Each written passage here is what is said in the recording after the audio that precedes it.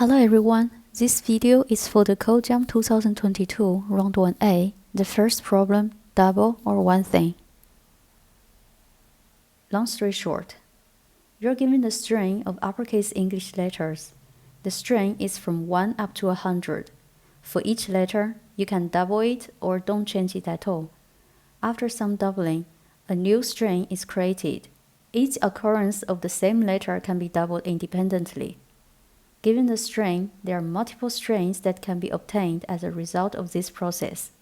Depending on the doubling choices, among all of these strings, output the one that appears first in alphabetical order. For example, PEEL. Among all these 12 strings, PEEEEL appears first in alphabetical order. Suppose we have this string S containing C1, C2, C3, C4, etc. In order to find lexicographically smallest new string, we need to compare every adjacent pairs.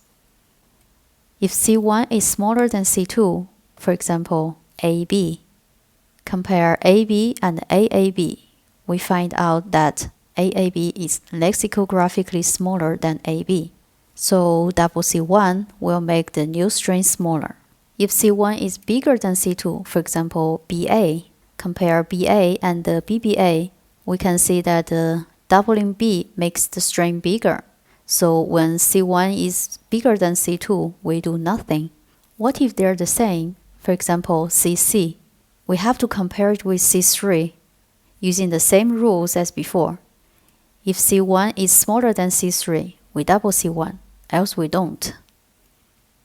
And what if C1 also equals to C3? Then we have to compare it with C4. So we cannot decide by just comparing this pair. So this technique is working partially. The first step is to divide the string into blocks of the same letters. For example, for this given string, we create two variables. Letters containing the letters showed up in the string in order, and the count is the occurrence of each letter in order. Then we compare each pair from the variable letters instead of the original given string. U is bigger than S, so we just keep the letter, we don't double it. S is bigger than M, we do the same. M is smaller than Q, so we double M. There are two continuous M, so we add 4 M's. Q is smaller than R, we double Q. R is bigger than A, so we don't double R, and then add the final A.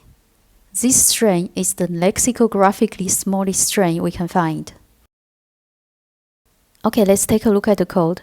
Start from adding a star sign or any other characters as long as it's not a letter.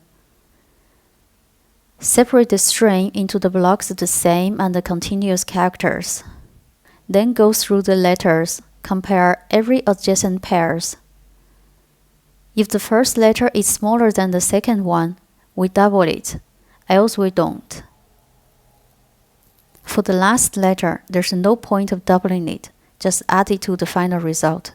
If this letter showed several times in the end, then we add it several times. Then convert this list into a string. The time complexity is O(n), and the space complexity is also O(n). But don't stop it here, there's another solution. When we compare the lexicographic order of two strings, we always start from the left side, first of each string, then the second, the third. So there's another way of thinking, we start from the end instead of the beginning. For each letter, we have two options, double it or not. We create two new strings, with this letter on the left or with this letter doubled on the left. Choose the smaller one. Repeat this process until we reach the beginning.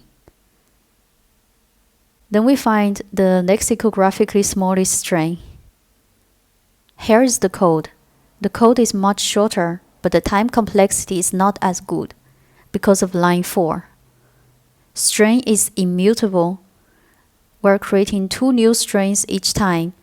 This costs O(n). For loop is also O(n). Therefore, the time complexity is n squared instead of O(n). Space complexity is O(n). Thank you for watching.